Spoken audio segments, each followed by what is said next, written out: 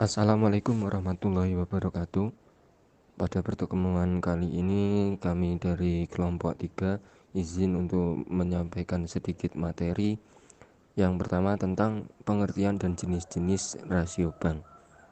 Sebenarnya rasio keuangan antara perusahaan bank ataupun non-bank itu tidak jauh berbeda. Perbedaan utamanya terletak pada jenis rasio yang digunakan untuk menilai suatu rasio yang jumlahnya lebih banyak. Dan perbedaan ini wajar terjadi karena komponen neraca dan laporan laba rugi yang dimiliki bank berbeda dengan perusahaan non-bank. Dan salah satu tujuan dari rasio bank yaitu untuk melihat atau mengetahui kondisi keuangan suatu bank. Selain itu, laporan ini juga menggambarkan kinerja bank pada suatu periode tertentu. Nah, namun untuk dapat dibaca dan dipahami, rasio ini perlu dilakukan analisis terlebih dahulu menggunakan analisis dengan standar yang berlaku. Dan adapun rasio keuangan bank yang akan disajikan sebagai berikut. Yang pertama yaitu rasio likuiditas bank. Dalam rasio ini bertujuan untuk mengukur seberapa likuid suatu bank dalam melayani nasabahnya. Di antaranya rasio likuiditas bank yaitu terdapat beberapa jenis. Yang pertama quick ratio, investing policy ratio, banking ratio, asset to loan ratio, investment portfolio ratio, cash ratio, dan seterusnya. Dapat dibaca pada video dan scan materi. Dan yang kedua yaitu rasio solvabilitas bank. Pada kali ini rasio ini bertujuan untuk mengukur efektivitas bank dalam mencapai tujuannya.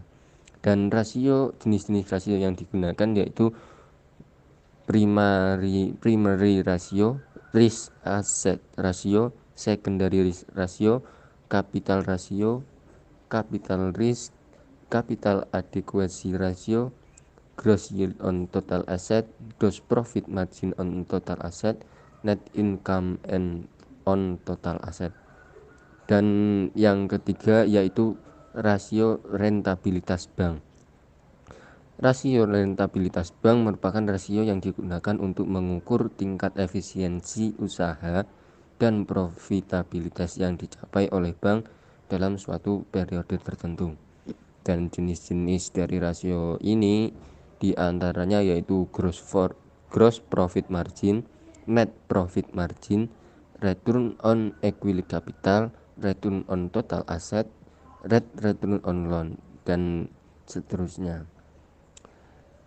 Karena pada materi kali ini tidak semua jenis rasio dibahas, maka kami sarankan untuk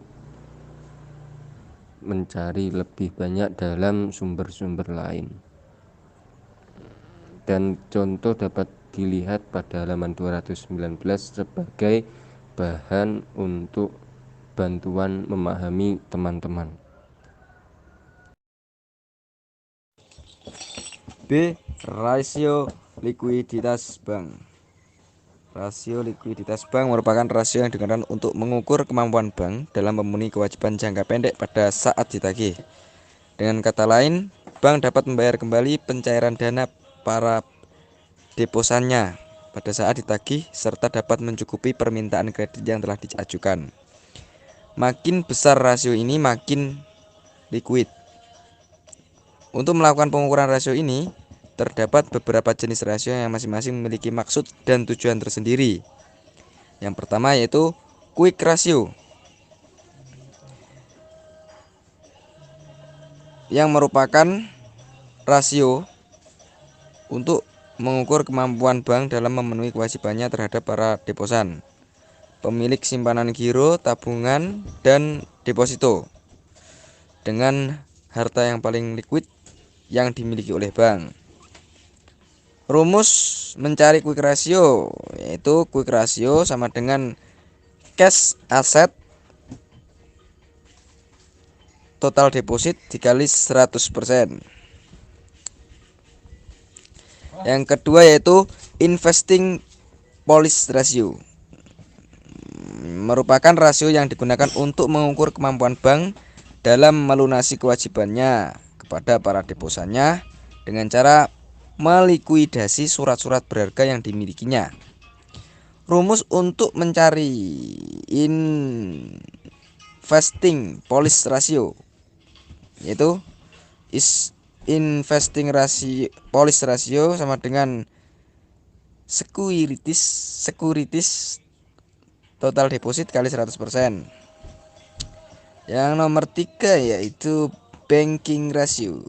Banking ratio merupakan rasio yang digunakan untuk mengukur tingkat likuiditas bank dengan membandingkan jumlah kredit yang disalurkan dengan jumlah deposit yang dimiliki.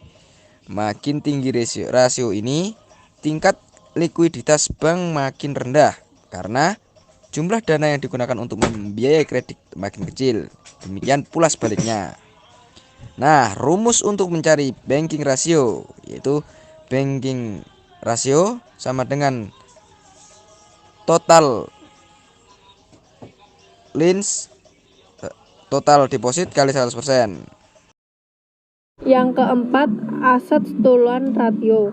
Aset tulan ratio merupakan rasio yang digunakan untuk mengukur jumlah kredit yang disalurkan dengan jumlah harta yang dimiliki bank. Makin tinggi tingkat rasio menunjukkan makin rendahnya tingkat likuiditas bank. Rumus untuk mencari aset tulan ratio adalah sebagai berikut. Aset tulan ratio sama dengan total loans dibagi total aset dikali 100%. Untuk mencari besarnya aset tulan ratio dapat kita gunakan contoh neraca di berikut ini. Yang kelima, investment portfolio ratio. Investment portfolio ratio merupakan rasio yang digunakan untuk mengukur tingkat likuiditas dalam investasi pada surat-surat berharga. Untuk menghitung rasio ini, sebelumnya perlu diketahui terlebih dahulu sekuritis yang jatuh waktunya kurang dari 1 tahun yang digunakan untuk menjamin deposito nasabah jika ada. Yang keenam, cash ratio. Cash ratio merupakan rasio yang digunakan untuk mengukur kemampuan bank dalam melunasi kewajiban yang harus segera dibayar dengan harta liquid yang dimiliki bank tersebut. Rumus untuk mencari cash ratio sebagai berikut. Cash ratio sama dengan liquid assets dibagi short term borrowing kali 100%. Untuk mencari besarnya cash ratio dapat kita gunakan contoh neraca di bawah ini. Yang ketujuh, loan to deposit ratio (LDR). Loan to deposit ratio merupakan rasio yang digunakan untuk mengukur komposisi jumlah kredit yang diberikan dibandingkan dengan jumlah dana masyarakat dan modal sendiri yang digunakan. Besarnya loan to deposit ratio menurut peraturan pemerintah maksimum adalah 110%. Rumus untuk mencari loan to deposit ratio sebagai berikut. Loan to deposit ratio sama dengan total loan dibagi total deposit ditambah equity dikali 100%. Untuk mencari besarnya loan to deposit ratio dapat kita gunakan contoh neraca di bawah ini.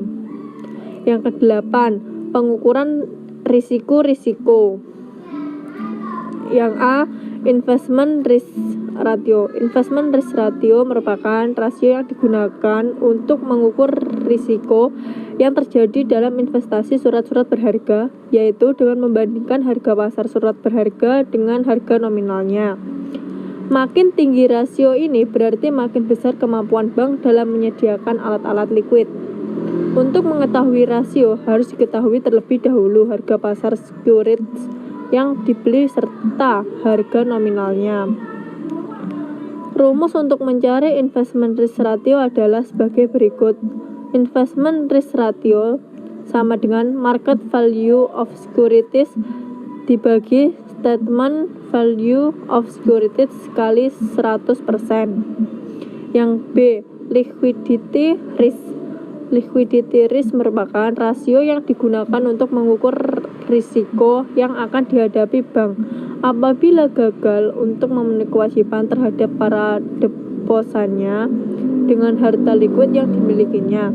Rumus untuk mencari liquidity risk sebagai berikut. Investment risk ratio sama dengan liquid assets dikurangi short term borrowing dibagi total deposit dikali 100%. Untuk mencari besarnya liquidity risk dapat kita gunakan contoh neraca di bawah ini. Credit risk ratio. Credit risk ratio merupakan rasio yang digunakan untuk mengukur risiko terhadap kredit yang disalurkan dengan membandingkan kredit macet dengan jumlah kredit yang disalurkan. Rumus untuk mencari credit risk ratio adalah sebagai berikut. Credit risk ratio sama dengan bad debts per total loans dikali 100% atau capital risk ratio sama dengan equity capital per risk asset dikali 100%. Untuk perhitungan rasio ini diperlukan data tentang jumlah bad debts. D. Deposit risk ratio. Rasio ini digunakan untuk mengukur risiko kegagalan bank dalam membayar kembali deposannya. Rumus untuk mencari deposit risk ratio adalah sebagai berikut. Credit risk ratio sama dengan equity capital per total deposit dikali 100%. Untuk mencari besarnya deposit risk ratio dapat kita gunakan contoh neraca di atas, yaitu sebagai berikut. C. Rasio solvabilitas bank. Rasio solvabilitas bank merupakan ukuran kemampuan bank dalam mencari sumber dana untuk membiayai kegiatannya. Bisa juga dikatakan rasio ini merupakan alat ukur untuk melihat kekayaan bank untuk melihat efisiensi bagi pihak manajemen bank tersebut. Yang pertama, primary ratio. Primary ratio merupakan rasio yang digunakan untuk mengukur apakah permodalan yang dimiliki sudah memadai atau sejauh mana penurunan yang terjadi dalam total aset masuk dapat ditutupi oleh capital equity. Rumus untuk mencari primary ratio adalah sebagai berikut. Primary ratio sama dengan equity capital per total aset dikali 100%. Untuk mencari besarnya primary ratio, dapat kita gunakan contoh neraca di atas, yaitu sebagai berikut. Yang kedua, risk asset ratio. Risk asset ratio merupakan rasio yang digunakan untuk mengukur kemungkinan penurunan risk asset. Rumus untuk mencari risk asset ratio adalah sebagai berikut. Risk asset ratio sama dengan equity capital per total aset dikurangi cash asset sama dengan securities dikali 100%. Untuk mencari besarnya risk asset ratio dapat kita gunakan contoh neraca di atas, yaitu sebagai berikut. Yang ketiga, secondary risk ratio. Secondary risk ratio merupakan rasio yang digunakan untuk mengukur penurunan aset yang mempunyai risiko lebih tinggi. Rumus untuk mencari secondary risk ratio adalah sebagai berikut. Secondary risk ratio sama dengan equity capital per secondary risk asset dikali 100%. Untuk mencari besarnya secondary risk ratio, dapat kita gunakan contoh neraca di atas, yaitu sebagai berikut.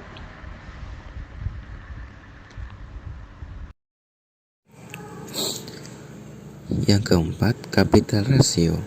Capital ratio merupakan rasio yang digunakan untuk mengukur permodalan dan cadangan penghapusan dalam menanggung perkreditan, terutama resiko yang terjadi karena bunga gagal ditagih. Rumus untuk mencarinya yaitu capital ratio sama dengan equity capital plus reserve for loan losses per total loans dikali 100%. Untuk contoh soalnya sebagai berikut. Kemudian nomor 5, capital risk sama dengan secondary risk ratio. Selanjutnya nomor 6, capital adequacy ratio. Untuk mencari rasio ini, perlu terlebih dahulu diketahui besarnya estimasi risiko yang akan terjadi dalam pemberian kredit dan risiko yang akan terjadi dalam perdagangan surat-surat berharga. Capital Adequacy Ratio terbagi menjadi dua, yaitu Capital Adequacy Ratio 2 dan Capital Adequacy Ratio. Capital Adequacy Ratio 2, rumus untuk mencarinya CAR 2 equity capital dikurangi fixed asset per total loans plus securities dikali 100%. Untuk contoh soalnya sebagai berikut. Yang B, Capital Adequacy Ratio. Rumusnya yaitu CAR 2 sama dengan equity capital per total loans plus securities dikali 100%. Kemudian untuk contohnya sebagai berikut. Selanjutnya yang D, rasio rentabilitas bank.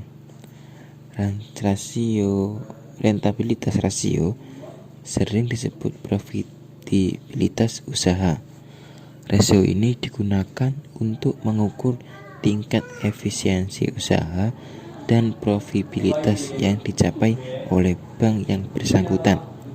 Rentabilitas rasio bank sendiri terdiri sebagai berikut, yaitu gross profit margin.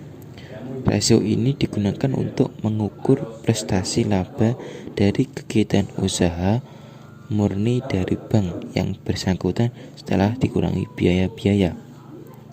Rumusnya yaitu gross profit margin sama dengan operating income kurangi operating expense per operating income dikali 100%. Kemudian untuk contohnya itu sebagai berikut. Yang kedua, net profit margin.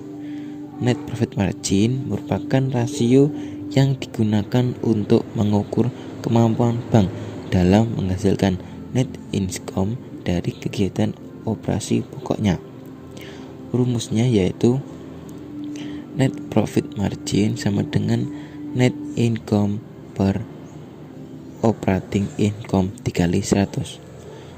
Kemudian untuk contohnya sebagai berikut. Selanjutnya yang ketiga adalah Return on Equity Capital atau ROU. Return on Equity Capital merupakan rasio yang digunakan untuk mengukur kemampuan manajemen bank dalam mengelola kapital yang ada untuk mendapatkan net income. Rumus untuk mencari Return on Equity Capital adalah sebagai berikut. Return on Equity Capital sama dengan net income per equity capital dikali 100%. Untuk mencari besarnya Return on Equity Capital, dapat kita gunakan contoh neraca dan laporan laba rugi di atas, yaitu sebagai berikut. Selanjutnya yang keempat adalah Return on Total Asset. Yang A, Gross Yield on Total Asset. Gross yield on total asset merupakan rasio yang digunakan untuk mengukur kemampuan manajemen menghasilkan income dari pengelolaan aset. Rumus untuk mencari gross yield on total asset yaitu sebagai berikut. Gross yield on total asset sama dengan operating income per total asset dikali 100%. Untuk mencari besarnya gross yield on total asset dapat kita gunakan contoh neraca dan laporan laba rugi di atas yaitu sebagai berikut. Selanjutnya yang B, net income total asset. Net income total asset digunakan untuk mengukur kemampuan manajemen dalam memperoleh profitabilitas dan manajerial efisiensi secara overall. Rumus untuk mencari net income total asset adalah sebagai berikut. Net income total asset sama dengan net income per total asset dikali 100%.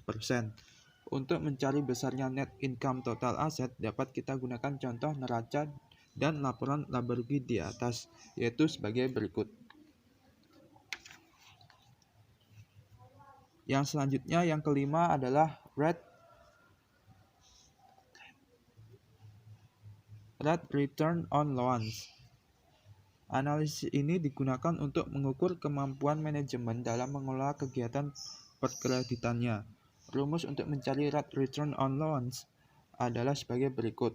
Rate return on loans sama dengan interest income per total loans dikali 100%. Untuk mencari besarnya rate return on loans, dapat kita gunakan contoh neraca dan laporan laba rugi di atas, yaitu sebagai berikut. Selanjutnya yang keenam adalah interest margin on earning asset.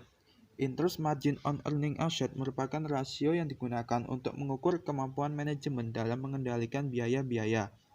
Rumus untuk mencari interest margin on earning asset adalah sebagai berikut. Interest margin on earning asset sama dengan interest income dikurangi interest expense per total loans dikali 100%. Untuk mencari interest margin on earning asset dapat kita gunakan contoh neraca dan laporan laba rugi di atas, yaitu sebagai berikut. Selanjutnya yang ketujuh adalah interest margin on loans. Dari data di atas, nomor 6, dapat dihitung interest margin on loans sebagai berikut. Interest margin on loans sama dengan interest income dikurangi interest expense per total loans dikali 100%. Untuk mencari besarnya interest margin on loans dapat kita gunakan contoh neraca dan laporan laba rugi di atas, yaitu sebagai berikut. Yang ke-8, leverage multiplier. Leverage multiplier merupakan alat untuk mengukur kemampuan manajemen dalam mengelola asetnya karena adanya biaya yang harus dikeluarkan akibat penggunaan aktivitas. Rumus untuk mencari leverage multiplier adalah sebagai berikut. Leverage multiplier sama dengan total aset per total equity. Untuk mencari besarnya leverage multiplier dapat kita gunakan contoh neraca dan laporan laba rugi di atas, yaitu sebagai berikut seperti yang ada di gambar. 9. Asset utilization.